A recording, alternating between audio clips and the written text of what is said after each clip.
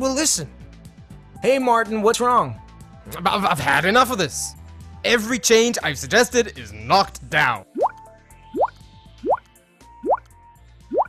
It's impossible to change anything around here. And maybe your suggestions are no good? That's nonsense. You know why it happens. Everybody knows. It's because people resist change. Resist, resist, resist, resist. You are wrong. I don't resist change, and neither does the average Joe. Everyone is pushed for major changes in his or her life. Many young people leave their homes, choose to get married, prefer children, and show me somebody who resists the change of a promotion at work. Can you really fool yourself that you don't resist change?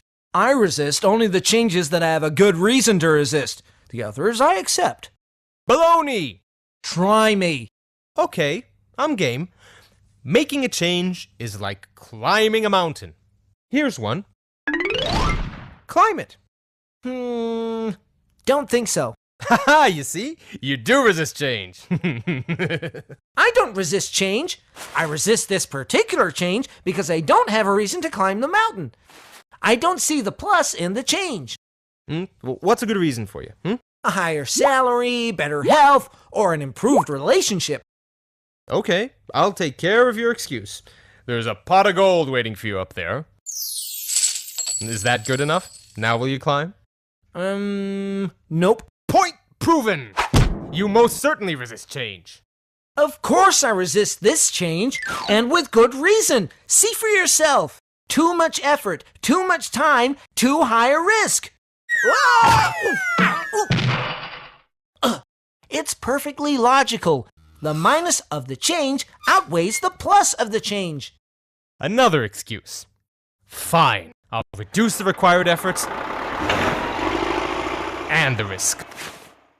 Now are you willing to climb? I don't think so.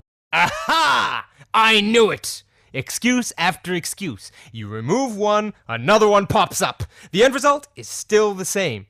The change is definitely good for you, and yet you still resist. But it's not good for me. I don't want the change because I'm comfortable in my current situation. Another excuse. Not at all. You look at it too narrowly. No wonder people reject your suggestions. What? I looked at both the plus and the minus sides of making the change. Yes, but you've ignored the pluses of not changing. I like my profession. I like the city I'm in. I like my style of living. I like my mermaid. But she cannot climb the mountain with me. You've just proved my point. Maybe you justified it logically, but at the end of the day, people will always resist change. They can simply declare that they have a mermaid, and there goes any chance of causing a change out the window. I'm not looking for excuses, but unlike you, I'm not in love with your suggested change. I'm more objective. Oh, so you're Mr. Objectivity, huh? The guy who only looks at the plus side of staying the same? Aren't there minuses as well? I guess there are. Think of situations that if things stay as they are, alligators will bite your ass off. Your firm may go bankrupt, or your spouse may ask for a divorce. Of all the nerve! Or your health will decline drastically. Aren't you fighting alligators? Constantly! Sometimes I feel that the people I try to convince are so busy fighting off the alligators that they should be climbing the mountain even if there is no pot of gold waiting at the top. Still, everybody resists change, including you. Not at all. Show me how the pot is large enough for me, and the teeth of my alligator are sharp enough, and my effort and my risk to change is not as big, and that I don't have to give up on a beautiful mermaid, then, I assure you, I will climb the mountain. That's what I do, and it doesn't work. Really? Have you ever tried to present all four sides of your suggestion? Let me ask you a more pertinent question. Did you figure out in advance what the pot is for the person you're trying to convince? Not your pot, but his or her pot. What is his or her crutch? What are the alligators and the mermaids for the other party? I guess not. There you go. Also, when you concentrate on one aspect and the other person concentrates on another, you are bound to miscommunicate. Looking at all four factors and doing it from the other party's perspective sounds like a lot of preparation.